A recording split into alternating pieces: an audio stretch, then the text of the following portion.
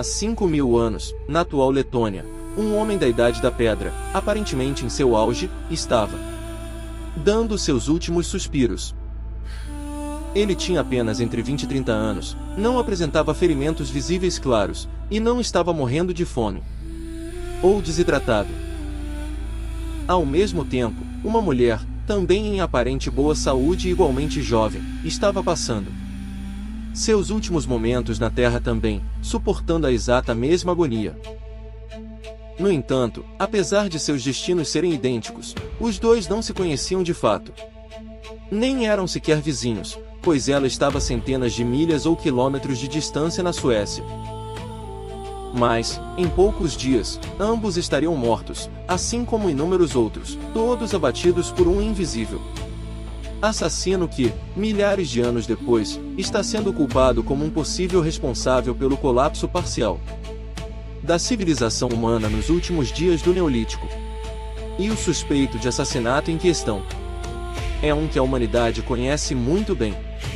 Yersinia pestis, uma bactéria gram-negativa que você provavelmente nunca ouviu falar, mas quase certamente conhece o nome da doença que ela causa: a peste. Sim, a mesma peste que nos trouxe a peste negra e a peste de Justiniano, duas das pandemias mais mortais de todos os tempos, que juntas possivelmente mataram. E agora, alguns pesquisadores acham que esse problema pode também ter estado por trás de uma antiga peste que dizimou populações por toda a Eurásia milhares de anos antes. Por um bom tempo, os pesquisadores souberam que a Yersinia pestis era um patógeno antigo, com DNA sugerindo uma emergência entre 7.000 e 6.000 anos atrás, após ter provavelmente evoluído da Yersinia pseudotuberculosis. Mas a ideia prevalecente era que ela não fez nada interessante por muito tempo, só explodindo durante a Idade Média, muito mais tarde. No entanto, essa ideia começou a mudar depois que os pesquisadores começaram a tropeçar não em um, mas dezenas e dezenas de indivíduos datados do Neolítico, que todos tinham Yersinia pestis preservada em seus dentes e crânios, indicando que ela havia circulado em seu sangue e muito provavelmente os matou. Pois todos os três tipos de peste, septicêmica, bubônica e pneumônica, apresentam taxas de mortalidade muito altas, em alguns casos, com média de 93% sem tratamento. Em outras palavras, eles estavam provavelmente condenados. Mas, apesar dessa descoberta alarmante, ninguém ficou realmente surpreso. Pois, afinal, doenças infecciosas não eram novidade naquela época. E além da peste, muitos humanos antigos foram encontrados com evidências de doenças fatais.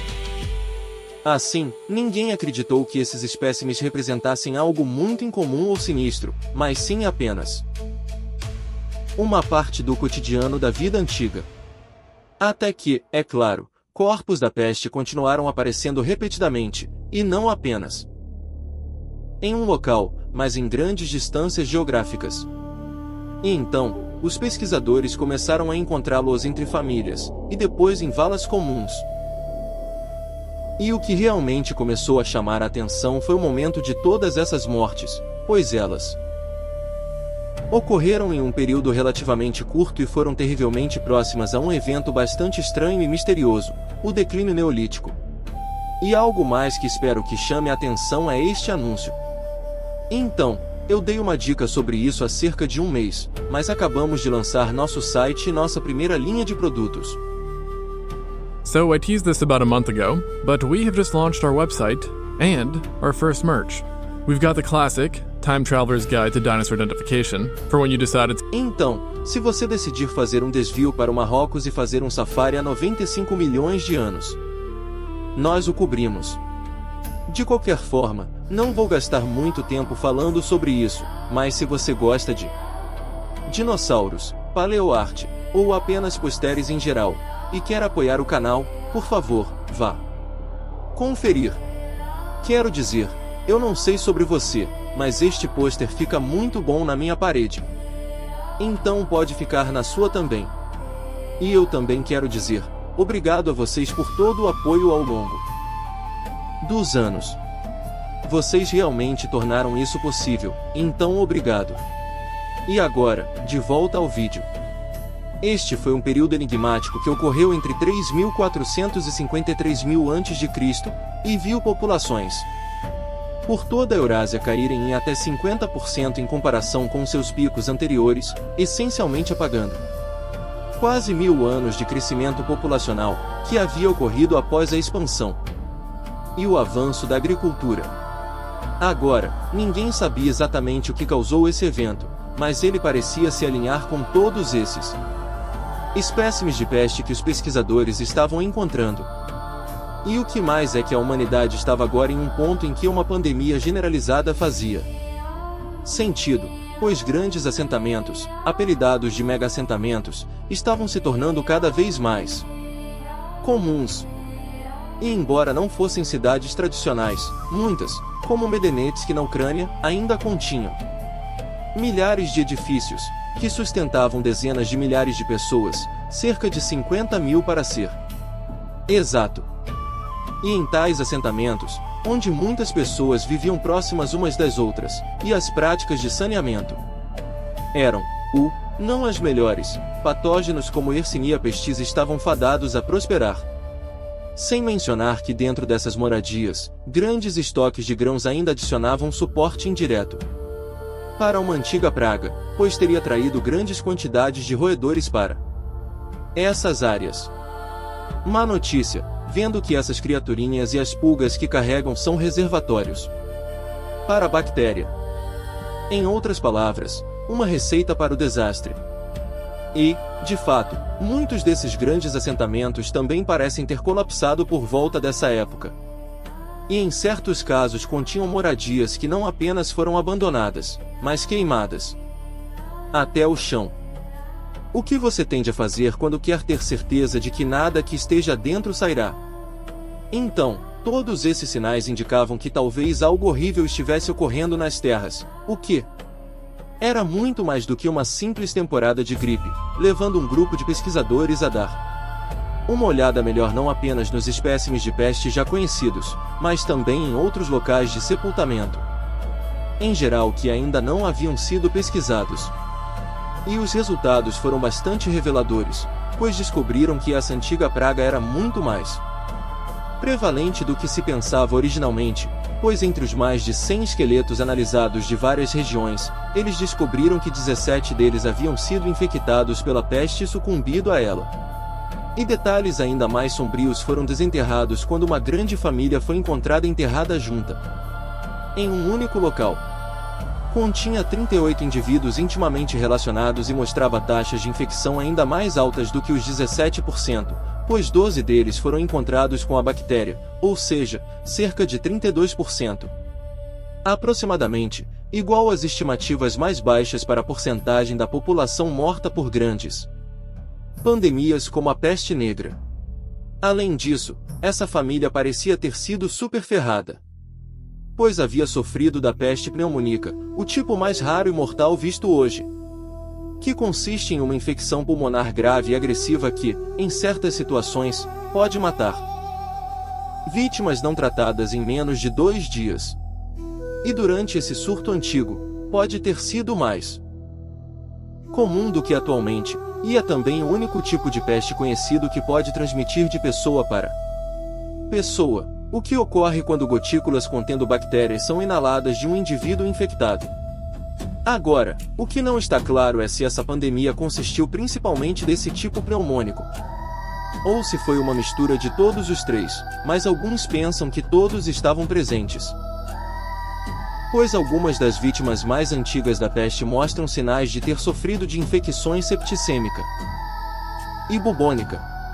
Há também o debate adicional de que, na época, a bactéria antiga ainda não havia evoluído a capacidade de sobreviver no intestino de uma pulga, o que faz você se perguntar como ela foi originalmente transmitida. Outra descoberta interessante feita dentro dessa infeliz família foi que o surto antigo havia durado muito mais do que o esperado. Devido aos membros enterrados, descobre-se que nem todos pertenciam a apenas uma geração, mas sim 6, que se estenderam por mais de 120 anos. E em vez de ver a infecção limitada a apenas uma geração, descobriu-se que várias haviam sido impactadas, enquanto outras foram deixadas em grande parte intocadas, e assim levando à conclusão de que houve 3 ondas distintas dessa praga. As 2 primeiras, que não pareciam ser tão virulentas ou mortais, enquanto a terceira causou um grande massacre, o que, juntas, os pesquisadores acreditam ser a única explicação por trás da queda de grandes assentamentos associados ao declínio neolítico. E se a praga realmente foi tão ruim assim? Viver na Eurásia Antiga deve ter sido um pesadelo absoluto para qualquer um. E junto com o desaparecimento de assentamentos, também houve o desaparecimento de todos os grandes megalitos que as pessoas estavam construindo, pois simplesmente não havia mais ninguém para construí-los. E então as próprias pessoas se tornaram difíceis de encontrar também. Bem, pelo menos as amigáveis. Pois a violência parecia ser maior nessa terra devastada apocalíptica também. E, de fato, múltiplas valas comuns de cerca de 5.000 anos atrás são conhecidas, que contêm civis, guerreiros caídos, em pelo menos um caso, uma família tragicamente assassinada. E sabemos que muitas vezes, durante crises de saúde ruins, o crime e a violência geralmente aumentam, como visto não apenas com a peste negra, mas também mesmo em pandemias nos tempos modernos. Então, tudo isso para dizer que a vida certamente foi ruim naqueles dias, e isso antes de considerar qualquer uma das outras coisas que fizeram o Neolítico um pesadelo. E embora seja impossível dizer com certeza o quão ruim esse evento realmente foi, algumas estimativas acreditam que possivelmente 5 milhões de humanos pereceram até o final dele. O que, relativamente falando, o tornou mais mortal do que ambos os 1918 pandemia de gripe espanhola e também a pandemia de AIDS.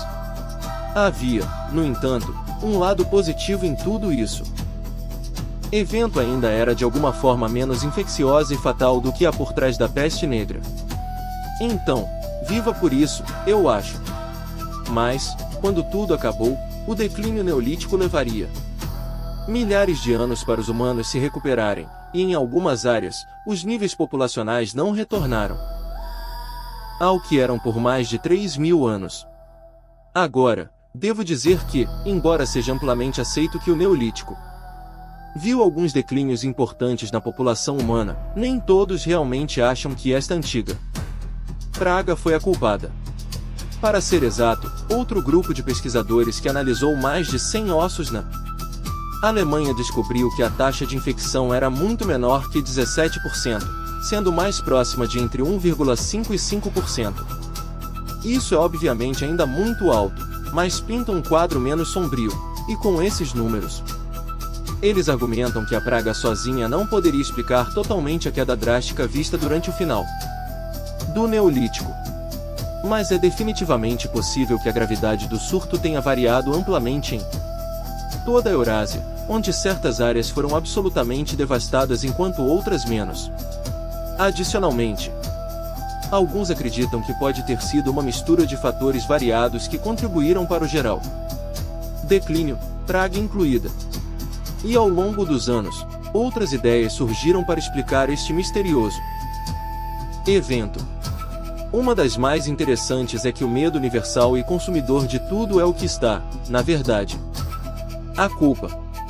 Agora, se você viu meu outro vídeo sobre o gargalo neolítico, então você saberá que este período não era estranho a tempos ruins, e isso incluía violência em um nível que é honestamente difícil de compreender, e era tão ruim que possivelmente se reflete em nosso próprio DNA.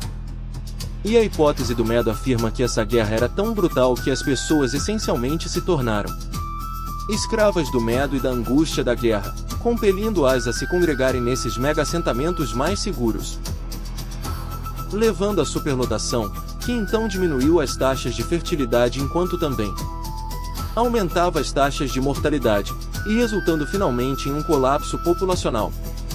Outra ideia proeminente, e até mesmo mais antiga, é que a agricultura, que permitiu que as populações crescessem em primeiro lugar, estava simplesmente passando por um momento difícil, pois foi por volta deste período que a Terra começou a diminuir em temperaturas, e portanto, provavelmente perturbando as colheitas e possivelmente levando a baixos rendimentos, causando fomes em massa e diminuição do crescimento. E, finalmente, a resposta pode ser uma combinação de todos os três. Seja qual for a causa verdadeira por trás do declínio neolítico, acho que ainda é seguro dizer que, no final, o período neolítico simplesmente apavorou